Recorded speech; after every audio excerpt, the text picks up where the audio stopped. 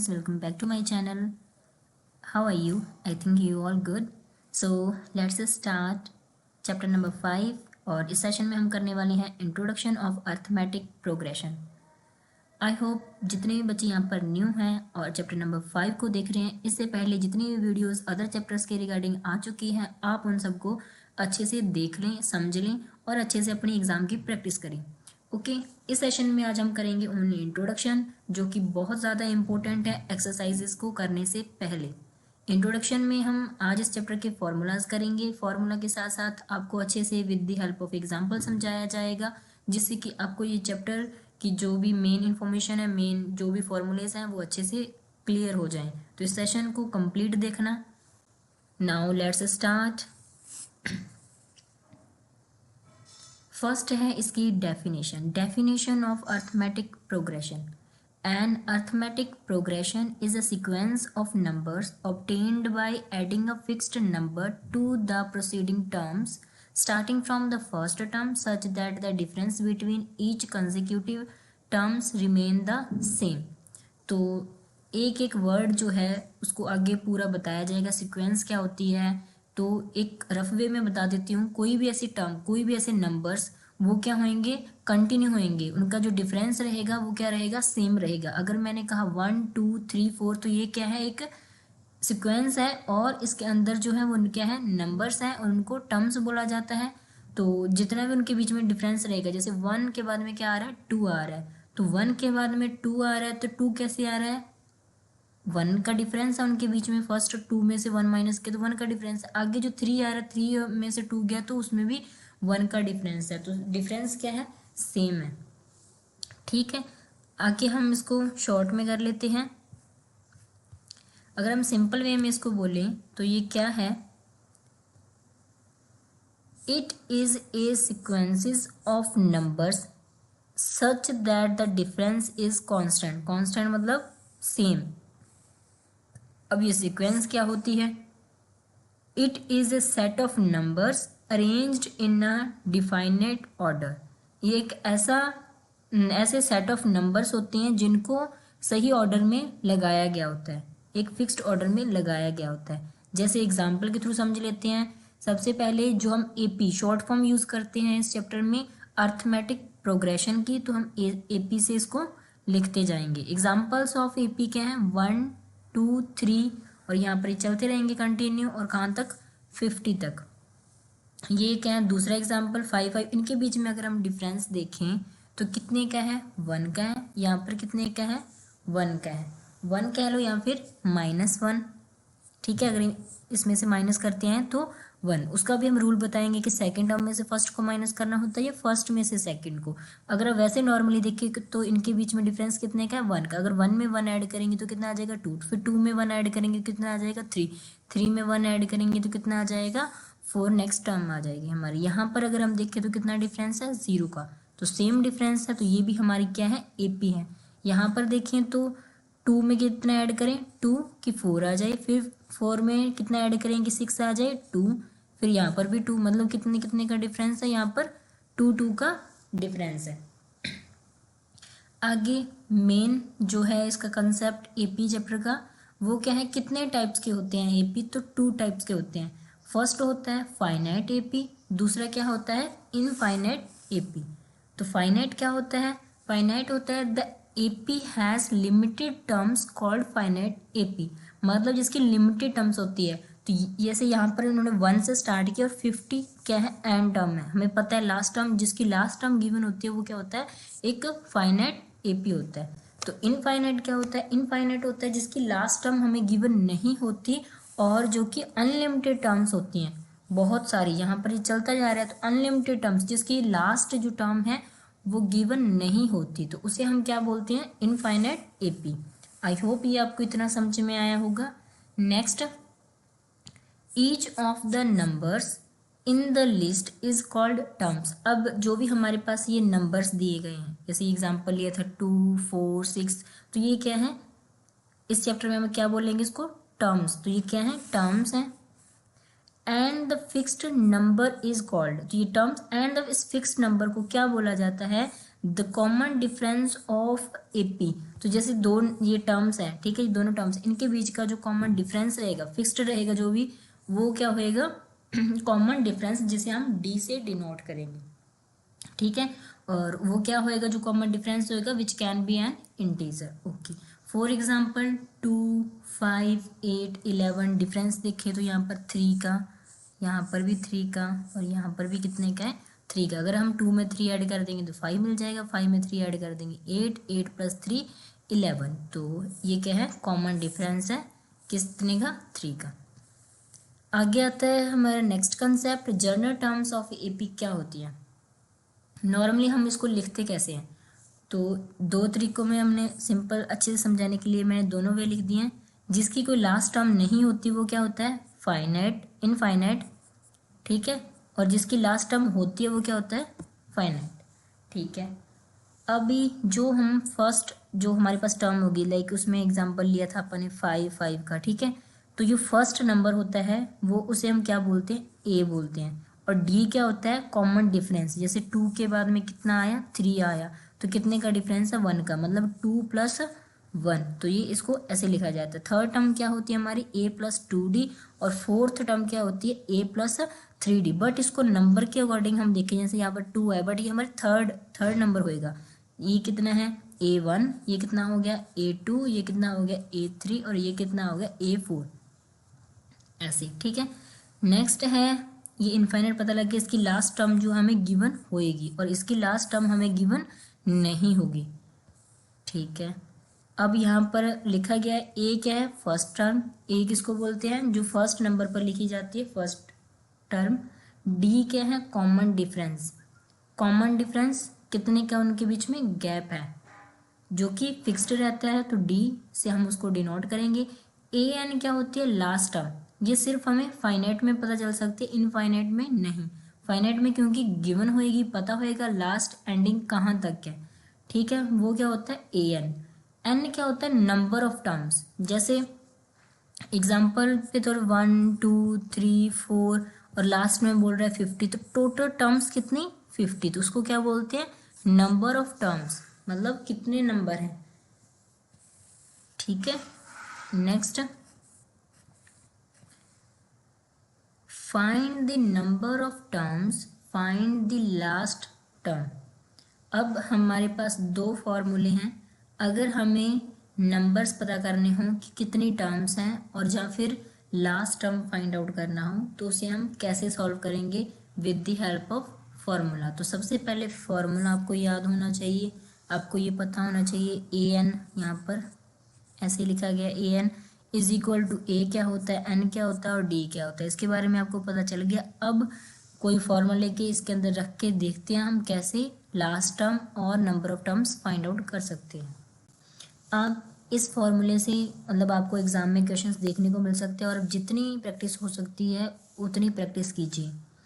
Examples हैं उनको solve कीजिए, एक्सरसाइज के जितने भी क्वेश्चंस हैं उनको प्रैक्टिस कीजिए, क्योंकि इस फॉर्मूले के रिगार्डिंग आपको क्वेश्चन एग्जाम में देखने को मिल सकता है, ठीक है। तो अभी with the help of example अब हम इसको सॉल्व करते हैं। कोई भी एग्जाम्पल ले लेते हैं खुद से।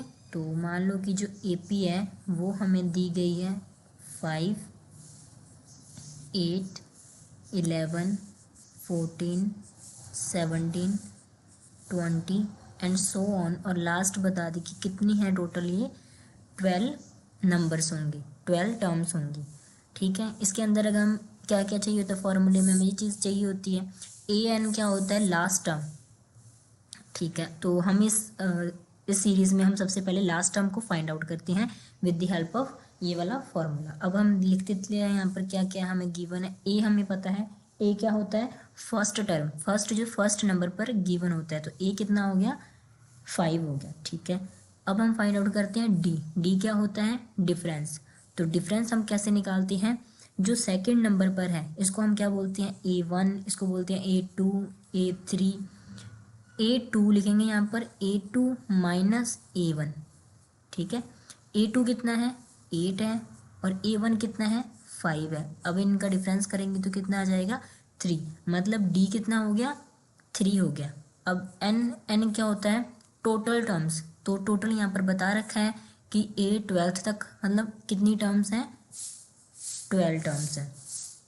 ठीक है, अब हम सारी चीज़ों को इस फॉर्मूले में रख देते हैं और देखते हैं लास्ट टर्म हमारे पास क्या आती है।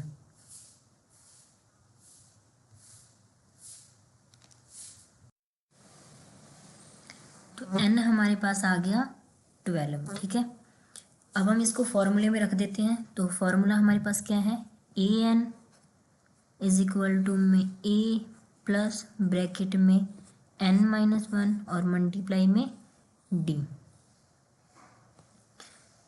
इज इक्वल टू लगाएंगे, ए की वैल्यू रखेंगे जो कि है 5 इज इक्वल टू ब्रैकेट लगाएंगे, n की वैल्यू कितनी है 12-1, d मीन्स डिफरेंस कितना है 3 है, इज इक्वल टू 5 प्लस लगाएंगे 12-1 11 मल्टीप्लाई में कितना है 3 है, इज इक्वल टू 5 प्लस इनको मल्टीप्लाई करेंगे तो कितना आ जाएगा 33 आ जाएगा। 33 प्लस 5 38, तो 38 हमारे पास क्या आ गया, ए एन मीन्स A12। तो A12 हमारे पास ये वाली चीज़ हमारे पास क्या आ गई 38। आई होप आपको ये फॉर्मूला अच्छे से क्लियर होगा, बहुत ज़्यादा सिंपल है। हमें सारी की सारी टर्म दी होंगी बट लास्ट टर्म नहीं दी होगी। जब हमें लास्ट टर्म नहीं दी होती तो हम इस फॉर्मूले की हेल्प से लास्ट टर्म को फाइंड आउट कर लेते हैं।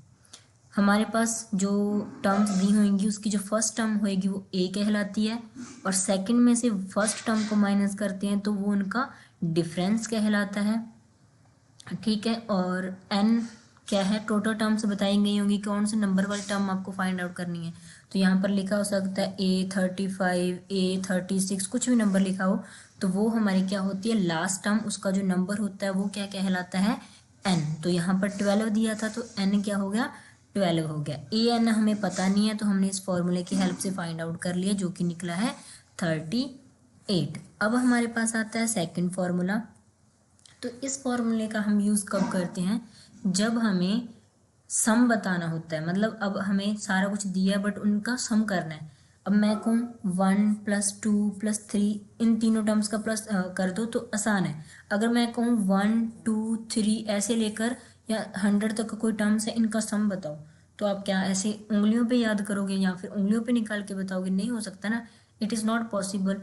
तो मतलब हो सकता है बट टाइम कंज्यूमिंग है, टाइम लगेगा। तो उसके लिए क्या है, ये फॉर्मूला बना है। फॉर्मूले में जस्ट अपने को कुछ वैल्यू रखनी है और हमारे पास उनका सम आ जाएगा।